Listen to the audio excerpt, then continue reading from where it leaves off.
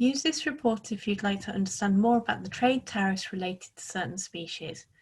You can refine your search using the filters on the left-hand side, and the report also features helpful shortcut buttons at the bottom right.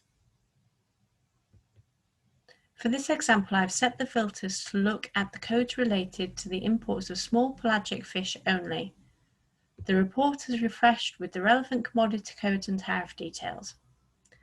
This list can then be scrolled through using this bar. Along the top, you will see a bar chart which reflects the trade of the selected products. This chart can then be toggled between weight and value, and if you hover over a section, you get the relevant details. If you then click on a section, the tariff detail is filtered below.